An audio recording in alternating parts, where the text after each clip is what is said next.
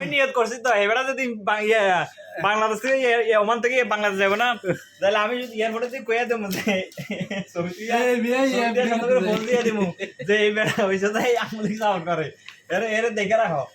সাদরে গেলে কইয়া দেবো এরো চিন্তা রাখেন সবাই আমলিক করে ইয়া বলে দেলওয়াজ সাইদি এর বলে যে সান আল্লাহ সান এর বলে উনি দেখে যায় তারপরে যে আমাদের চট্টগ্রামের শাহজাহান চৌধুরী এর ডাক দিলে বলে সূর্য দাঁড়িয়ে যায় হিসাব করেন তুমি ডাক দিলে বলে সূর্য উঠবে ডাক দিলে সূর্য নামবে মানে আবেগের ঠেলা কত কিছু হ্যাঁ আবেগের ঠেলাই কয় আবার হ্যাঁ কইছে কি আমরা জামাত আসবো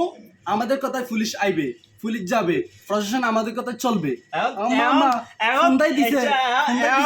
এখন তোমরা যদি ক্ষমতা থাকতা আমাদের কিছু করে না আমাদের কিছু করে না আমি তো জামাত করছে আমি কই না জামাতে করছে এখন যদি তোমরা ক্ষমতা থাকতা না তোমরা ক্ষমতা থাকতো না তোমরা তো ক্ষমতা এই যে জাতির পিতা কারো বানাইছে জাতির পিতা অবশ্যই বঙ্গবন্ধু যদি বঙ্গবন্ধু উদ্যোগ না দিত বঙ্গবন্ধু সাথে